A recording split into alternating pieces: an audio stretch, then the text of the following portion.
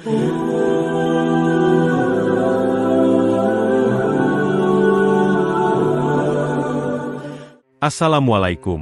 warahmatullahi wabarakatuh.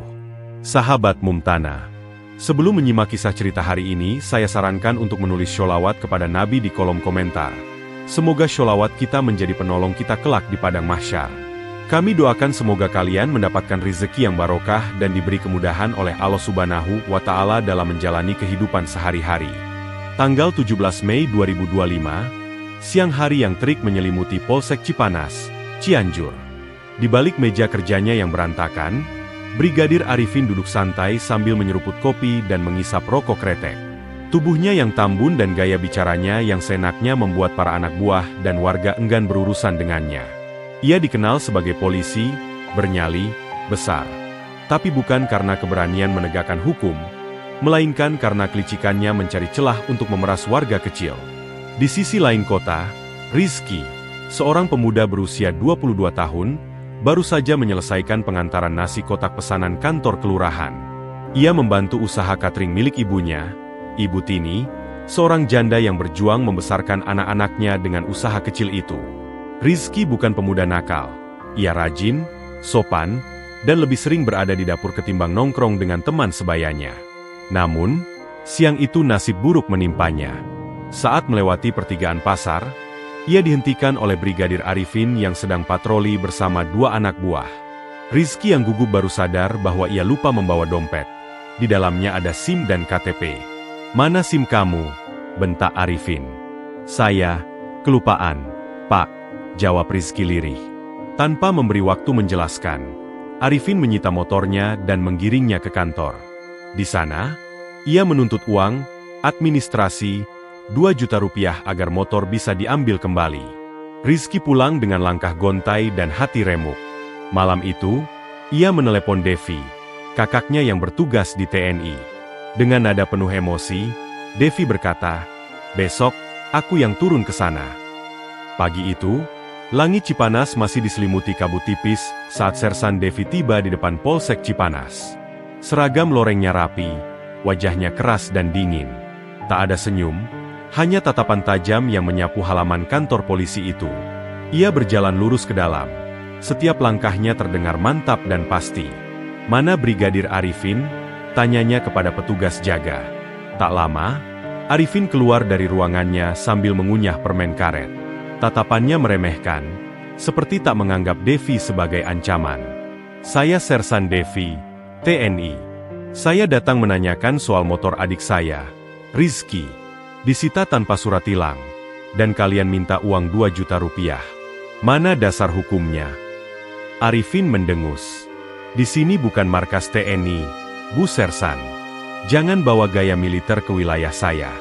Kalau mau motor itu balik, bayar saja. Begitu saja repot." Perkataan itu seperti bara dilempar ke bensin. Wajah Devi mengeras. Ia maju selangkah, menatap tajam tanpa berkedip. Dalam hitungan detik, tangan kanannya mencengkeram lengan Arifin dan memelintirnya ke belakang. Arifin terpekik dan terhuyung.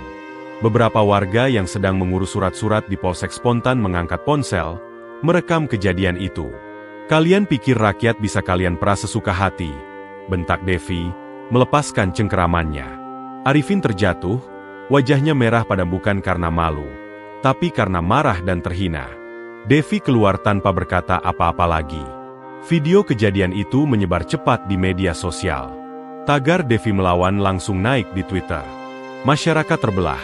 Sebagian mendukung aksi Devi, sebagian lainnya menuduhnya kasar dan tak menghormati hukum. Namun bagi Devi, ini belum selesai. Ia baru saja memulai. Video konfrontasi di Polsek Cipanas menyebar seperti api di musim kemarau. Media sosial dipenuhi komentar. Ada yang menyebut Devi sebagai pahlawan rakyat. Ada pula yang mengutuknya sebagai tentara arogan yang semena-mena terhadap aparat sipil. Di layar berita, rekaman itu diputar berulang-ulang. Dipotong dengan narasi yang condong pada sisi Arifin. Anggota TNI serang polisi di kantor sendiri. Brigadir Arifin, yang merasa terhina di hadapan umum, menolak diam. Ia menghubungi rekan-rekannya di media lokal dan memutarbalikkan fakta. "Saya hanya menegakkan aturan. Tapi tiba-tiba diserang oleh tentara, ujarnya dalam sebuah wawancara. Dalam beberapa hari, ia berubah dari tukang pungli menjadi korban versi media. Di rumah, Ibu Tini gelisah. Ia terus menatap layar televisi yang menayangkan berita tentang Devi. "Devi, ini semua makin ramai. Kalau kamu dihukum, bagaimana nasib kita?" tanyanya cemas. Devi mematikan TV dan menatap ibunya. "Saya tahu risikonya, Bu. Tapi diam bukan pilihan. Kalau polisi bisa semena-mena, siapa lagi yang akan melawan kalau bukan kita sendiri?" Sementara itu, Arifin mulai menyusun rencana balas dendam. Ia tahu, selama publik masih percaya narasinya, ia bisa membalik keadaan. Ia mulai mencari dukungan dari pihak-pihak yang punya pengaruh di wilayah itu. Di sisi lain, Devi bersiap menghadapi gelombang yang lebih besar. Baginya, harga sebuah kebenaran jauh lebih mahal dari reputasi sesaat. Brigadir Arifin tahu dirinya terpojok, tapi ia tak sudi kalah begitu saja. Ia mulai menyusun strategi licik. Ia menemui Haji Romli, tokoh masyarakat berduit yang dikenal punya banyak koneksi, termasuk ke pejabat dan media. Di balik tampangnya yang alim, Haji Romli adalah perantara gelap bagi urusan-urusan kotor di wilayah Cianjur. "Ada tentara yang bikin saya malu. Saya ingin dia hancur," ucap Arifin, suaranya dingin. Haji Romli mengangguk pelan.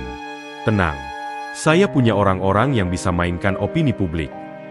Hari-hari berikutnya, media lokal mulai memberitakan versi miring soal Devi. Ia dituduh arogan, tak patuh hukum, bahkan disebut-sebut punya riwayat kekerasan saat bertugas. Tak cukup di situ, Haji Romli mengorganisasi massa bayaran untuk berdemo di depan Kodim Cianjur, membawa spanduk bertuliskan, "TNI jangan sewenang-wenang," dan "Hormati institusi Polri." Sementara itu, Devi menerima surat panggilan dari Polda Jabar. Tuduhannya jelas, penyerangan terhadap petugas. Ia datang dengan seragam lengkap, didampingi oleh Letnan Bima, pengacara militer muda yang cerdas dan berintegritas. "Ini bukan lagi soal kamu dan Arifin," kata Bima setelah membaca berkas. "Ada tangan-tangan besar yang ingin kamu jatuh. Mereka ingin menutup borok institusi mereka sendiri." Di tempat lain, Rizky mulai menyelidiki lebih dalam. Ia mendatangi beberapa warga yang pernah berurusan dengan Arifin dan merekam testimoni mereka secara diam-diam. Namun, aksi diam-diam itu berujung petaka. Saat pulang lewat gang sempit, dua pria tak dikenal menghadangnya. Pukulan keras mendarat di pelipisnya. Rizky tersungkur, darah menetes dari keningnya. Namun, satu hal pasti, mereka telah menyerang orang yang salah keluarga. Pukulan yang diterima Rizky tak membuatnya mundur. Meski wajahnya masih memar, tekadnya justru makin menguat. Ia sadar, yang ia lawan bukan hanya satu polisi korup, tapi sebuah sistem yang sudah lama menindas warga kecil. Dibantu teman-teman lamanya dari komunitas pemuda desa, Rizky mulai mengorganisasi gerakan diam-diam. Ia mendata warga yang pernah diperas, ditilang tanpa surat, atau bahkan diintimidasi oleh Arifin dan kawan-kawannya. Pelan-pelan, testimoni itu dikumpulkan dalam bentuk video, lengkap dengan bukti foto dan surat yang disita secara ilegal. Rizky menyusun semua menjadi satu dokumen digital. Ia menamai folder itu, Suara Rakyat Cipanas. Di Bandung, Sersan Devi menjalani pemeriksaan intensif. Ruangannya pengap, dan penyidik yang memeriksanya tampak mencari celah untuk menjatuhkan. "Kamu menyerang polisi di tempat tugas. Apa kamu sadar konsekuensinya?" tanya salah satu penyidik dengan nada tinggi. Letnan Bima tetap tenang. "Buktikan bahwa tidak ada prosedur yang dilanggar oleh polisi tersebut. Kalau tidak bisa, maka ini hanya fitnah berbungkus hukum." Tekanan demi tekanan datang. Bahkan, dua saksi yang dihadirkan polisi tiba-tiba memberikan kesaksian palsu, menyebut Devi memaki dan mengancam Arifin sebelum menyerang. Tapi Letnan Bima berhasil membongkar kebohongan itu dengan rekaman CCTV dari warga yang merekam dari sudut berbeda. Video itu memperlihatkan bahwa Arifin lebih dulu memprovokasi dan menghina Devi. Melihat tekanan yang kian liar, Mayor Hadi, Komandan Devi, akhirnya turun tangan. Ia memanggil Devi secara pribadi. "Saya tahu kamu berbuat karena membela keluarga. Tapi ini lebih besar dari urusan pribadi. Polsek Cipanas bukan sekadar sarang pungli biasa. Sudah lama kami curiga, dan sekarang waktunya membongkar semuanya. Devi mengangguk. Untuk pertama kalinya, ia merasa tidak sendiri. Tekanan publik semakin tak terbendung. Video-video testimoni warga yang dikumpulkan Rizky mulai viral. Dari ibu penjual gorengan yang dipalak, sampai tukang ojek yang dipukuli karena menolak membayar uang keamanan. Semuanya bicara lantang. Nama Brigadir Arifin mendadak jadi simbol ketidakadilan, dan rakyat menuntut tindakan nyata. Polda Jabar tak punya pilihan selain membuka penyelidikan resmi. Tim khusus diturunkan ke Polsek Cipanas. Dalam hitungan hari, ditemukan bukti pungli, pemalsuan tilang, dan aliran dana mencurigakan ke rekening Arifin. Haji Romli ikut terseret, bersama sejumlah anggota Polsek yang selama ini menjadi kaki tangan Arifin. Motor Rizky akhirnya dikembalikan tanpa syarat. Warga bersorak saat Rizky menyalakan mesin motornya untuk pertama kali sejak disita. Di media sosial, Devi kembali dielu-elukan. Banyak yang menyebutnya simbol keberanian melawan penindasan aparat. Namun, kemenangan itu bukan tanpa luka. Devi tetap dijatuhi teguran disiplin dari atasannya karena dianggap bertindak di luar prosedur militer, meskipun semua tahu ia membela kebenaran. Saat menerima surat teguran itu, Devi hanya tersenyum pahit. Di malam yang tenang, Devi dan Rizky duduk di beranda rumah mereka. Udara Cipanas terasa lebih bersih malam itu. Jadi tentara itu berat. Ya, Kak? Tanya Rizky pelan. Devi menatap langit, lalu menjawab, berat. Tapi diam itu lebih berat. Karena kalau kita diam, yang salah akan terus merasa benar.